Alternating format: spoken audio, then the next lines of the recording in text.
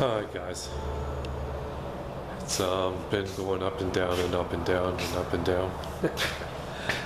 But yeah, I had to move the engine back 4.5 inches, which wasn't too bad.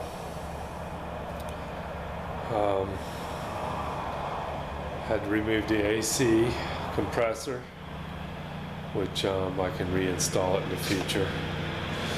But it has to be cut notch back here in the frame and then flip it inside out right there and re-weld it on. Probably doesn't even see that right here. That's where the compressor's notched out. But yeah, that was able to put my fender centers right over the tops of the wheels, making my plates now and mountings and 8 cab mounts. I figured that'd probably be enough steel plates, and I actually used the side mounts off of the rear for the bed right there, and one back there. There was 4 of them. Cut them off, put them for the 4 rear cab mounts, and still working on the front ones. I got this one on, and that one's clamped. And this side here, just got through cutting the old frame mount off of the side. Yeah, grinding's no fun. I don't like to grind. Especially with Dad's old Black & Decker. I think we get heavy after a couple hours. Little flap wheel polishes it up nice and finishes off the spots you miss. But yeah, the cab's gonna fit perfect. I did get my hydroboost mocked up there and bracketed. I still gotta cut my hole for the steering column to come out of there. And I've got to attach it actually. So it's going to be, I've got to cut it up and cut the plate up a little bit. But it lined up good. It cleared the motor, and I cleared my fuel filter right there. I had to move my fuel filter sending unit over from here to there, and this just barely clears the bolts on the master cylinder right there, but it clears. And the equalizer blocks and the brake lines are gonna line up, and I should be able to get my fender skirt on the inside on this side. On this side there's actually plenty of room for a fender skirt, except for with a turbo pipe, and I am going to have to cut my fender with a turbo, so my turbo will stick out the edge of the fender a hair. All the fenders will have to be braced and supported because they are really flimsy.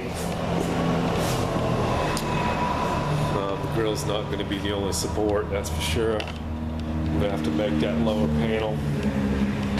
Shouldn't be too awful hard. I'll figure it out. Got to stitch up the edge of that one. And I don't know, this fender's really, really rough, but it's still there, so it's gonna get worked, beat on, banged on, straightened as best I can get it, and mounted to the running boards down on the bottom. As you can see, the bolt holes down there.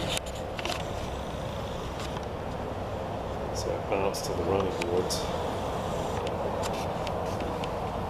And you know, I've looked into, if I have to, I think I can get an offset rim for these. I'm only out about 2 inches outside the fender on each side. So, oh well, that'll be something else. Figure it out when I get there. But I got my pedals. You can see my gas pedal hanging down, and they line up pretty good. I mean, it's not going to be perfectly in the middle, and we're not going to be able to see it up in there anyway. But now I got to take that drive shaft out. I'll be cutting the frame back here. That's why I didn't bother to grind off. Let's see if we can get back here without banging around too much. This here. These are a pair to grind off. Get it nice and smooth. That one I'll probably have to remove. And it's double welded inside and out, so it'll be a pair. But yeah, I'm going to be cutting a little bit out of that frame right there. 2 foot 7.5 inches, I think is what I come up with. We'll see when I do actually pull out and take measure. And my U-joint, I mean my drive shaft in the front, does have a slip joint. And it'll probably go towards the front. Carrier will be removed because it'll be a straight shot from the transmission to the rear end once I move it forward. And that front drive shaft will be long enough to make the distance. So, alright, that's what we're up to. Using Corvette bushings for the rear. Spring bushings. They seem to work perfect.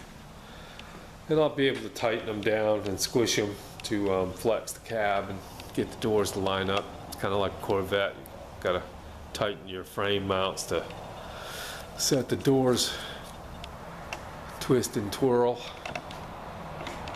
But it's getting there.